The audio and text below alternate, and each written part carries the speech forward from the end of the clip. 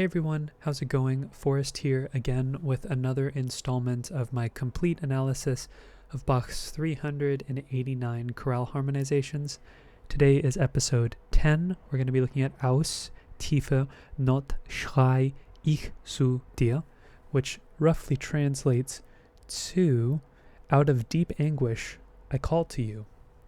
This is the most interesting chorale that we've looked at thus far. I'm not 100% sure what to make of it. It is very interesting. I am somewhat convinced that it is modal, but for the sake of keeping my analysis consistent and trying to pin it into a key, we are going to analyze it in the key of A minor. But there is just one moment I've been toiling with for the better part of 2 hours now that I just don't know what to make of it. And we could talk about the possibilities of what it could be when we get to it. But I'm pretty sure that this is a modal chorale that Bach, it's not 100% modal. This is definitely not like Renaissance modal writing. This is Bach here, so we are definitely looking at music that has functional harmony in it. But if you look at the melody, you see that it was written with the modes in mind. It definitely has an E Phrygian melody. Like if you look how we look at like the impetus of the first phrase, we start on B, we go up and then we cadence on B, and then we go up and then down and cadence on E again. And it really isn't until phrase 2 that we get an A, and then we go to G, and then we go to E. We're really looking at notes that highlight Phrygian. Like if you just listen to the soprano part of the chorale, it is very E, F, G heavy. So Bach's harmonization of this takes aspects of the old, like the advent of the melody which predates Bach, and injects his own functionally harmonic working, his compositional style. But we get this weird blend, and these are the chorales that I really am super excited to analyze because they're quirky and they have unique twists and turns, and there isn't necessarily agreement about how it's to be analyzed. I don't think there's a right or a wrong, but Bach definitely made something quasi-tonal out of something that was very characteristically modal. So let's go ahead and get started. So like I said, I'm going to analyze this in A minor. There's no key signature. Our final cadence is on E major. Our first cadence is on E major, and we get an A minor cadence in the middle here. But I'm going to be treating these E major cadences like half cadences because that's what they sound like to me. Now, it's interesting because some half cadences sound more like half cadences than others. The first one sounds probably the most like a half cadence. And then probably the second and the third, they don't sound as much like half cadences.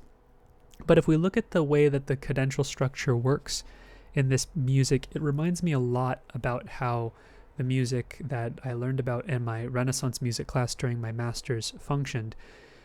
Composers would cadence on chords that were just, vertical sonorities in the key. The piece had not modulated, you are still in the mode. It was just like a vertical consonance. Like if you were writing a piece that was in the Phrygian mode, you were composing a piece in the Phrygian mode, and you happened to cadence on, like a C major, what would be later known as a C major triad, that's totally okay because it cadenced on a consonant sound. And that was that's what this chorale sounds like to me.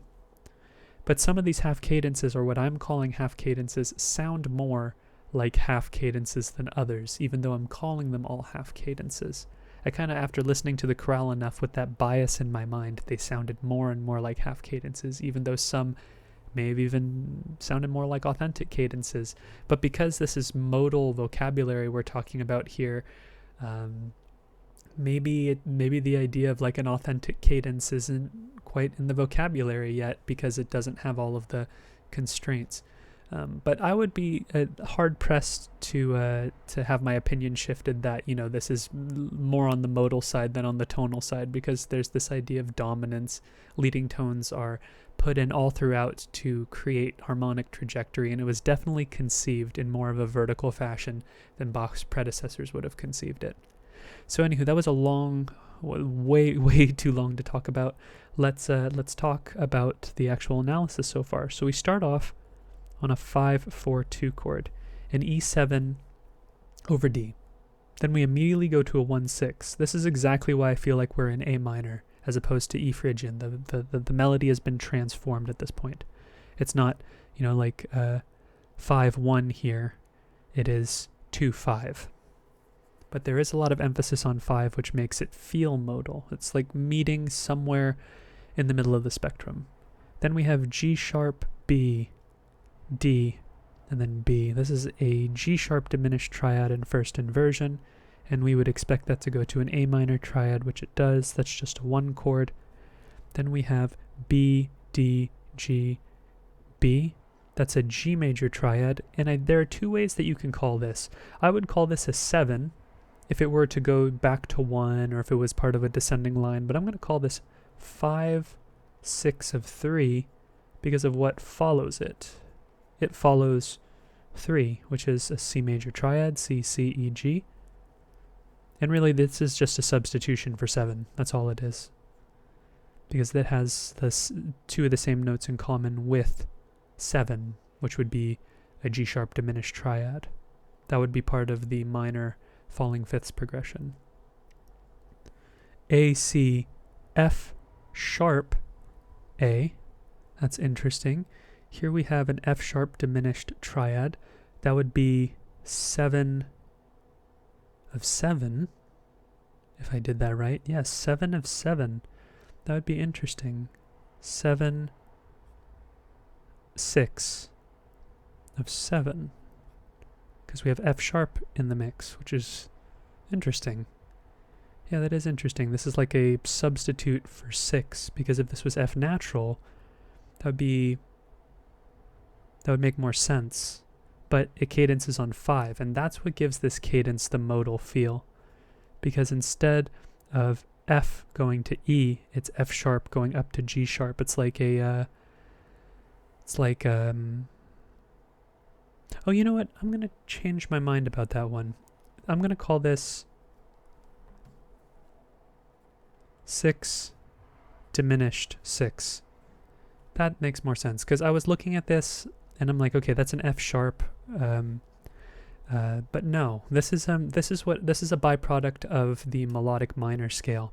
Melodic minor in A would be A, B, C, D, E, F sharp, G sharp, A. And if you spell vertical chords with all of those, with the F sharp and the G sharp in mind, 6 turns into a diminished triad, just like 7 turns into a diminished triad, because F major, which would be the chord on 6 if you just took A minor without any alterations, turns into F sharp diminished because you raise the tonic. If you raise the tonic of a major triad by a half step, it turns into a diminished triad by transformation. Good. So 6-5. Interesting. And then we have another E major triad here. No need to reanalyze. And then we immediately go to 1. The reason why this feels more tonal to me than modal, I'm not discrediting the fact that it's definitely modal. It should be considered a modal chorale. But the reason why it sounds more on the tonal side, like maybe even, if not 60-40 tonal modal, 70-30 tony modal. Who's tony modal? Tonal modal, 70% tonal, 30% modal, is the fact that E major is pretty much always paired with like an A minor, even though the final cadence is on E major. We see that 5 going to 1, 5 going to 1. It's going to happen throughout. And then we have a perfect authentic cadence here on A minor. So it feels like that's how he's reconciled the tonal aspect of the melody. G, F, B, D. That is 5-7 of 3. We don't need to, this is a chord tone actually, so we don't need to analyze it as a passing tone. Then we have E, G, C. That's 3-6. That's a C major triad in first inversion. And then we have F, C, F, A. This is just a regular 6 chord as opposed to a 6 diminished. Then we have C, C, E, G. That's a root position 3 chord. Lots of 3s and 6s in Renaissance music. I remember looking at just non-religious music of Italy during like the mid-late Renaissance, and how they started to popularize the idea of homophonic music. No, not homophonic, homorhythmic music, where instead of counterpoint, they started popularizing the chorale. And it was really interesting to see their chord progressions. They were quasi-tonal, like they were definitely going in that direction, but they weren't at the same level of development that composers in the 18th century and composers and even in the 17th century had gotten to yet. So it was interesting to look at that.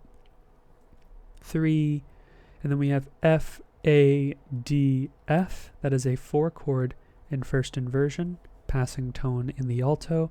E, G sharp, B, E. That's a 5-chord, so like 3, 4, 5. And I know we don't see a lot of A minor here. This half cadence feels a lot less like a half cadence than the original, which is a byproduct, I think, of the melody being modal. Then we have C, E, C, A, E, A. That's a 1-chord in first inversion. This is what I mean about it feeling more tonal once harmonized than it being a modal melody by itself, because 5 is like paired with 1 pretty much always. Then we have B, B, D, G. Instead of calling this one 5 of 3, I'm going to call it 7. And the reason why is because it immediately goes to an A minor triad right here. And then we have F sharp, which is a byproduct of Bach's reconciliation of A minor versus E Phrygian, which if you take the pitch collections, they're the same thing, right? Because E Phrygian is the 5th mode of the A minor scale. However, we see F sharps in there because that half step is not characteristic of the major or the minor scale between the tonic and the supertonic. This would be a half step above. It would be like an upper leading tone. This F sharp is more characteristic of sort of like the inner line being in E minor, while the rest of the piece is in A minor. This kind of gives it this F sharp, if you think about it in A minor, gives it kind of like a Dorian sound. Again, with sort of like the modal things that are going on. G, D, G, B. This is a 7-6, by the way. Then we have a 7 in root position. Also, these 7 chords are also contributing to the modal sound of the chorale, because we expect 7 diminished, because the leading tone is really what separates a lot of contrapuntal Renaissance music from tonal music of the Baroque period, because the leading tone is what establishes the dominant tonic relationship, right? But we're seeing a lot of absence of leading tone, which kind of makes me think that maybe, like, you know, there's like ideas of C major in here as well, but that's neither here nor there. We're just staying consistent with this style of analysis. So we have a root position 7 chord here, and that goes to F, D, A. That's a 4-6 chord, the D minor triad in first inversion. Then we have D, D, B, D, or sorry, D, F, B, D.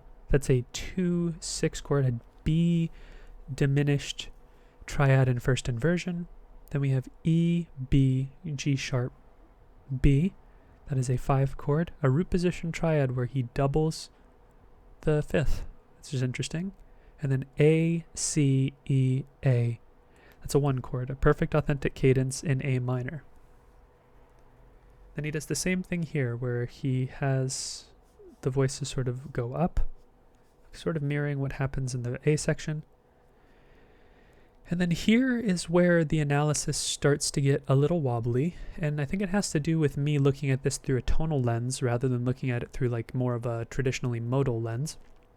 But we're going to go ahead and say that the piece modulates to G major here. So if we call this G major, and if that's a 1 here, that would make this a 2 chord in the key of G major. We have E, E, G, B. That is a 6 chord in the key of G major. Then we have D, E, G, C. I think this D is an accented non-chord tone because C, E, G, and C spells out a 4 chord in the key of G major.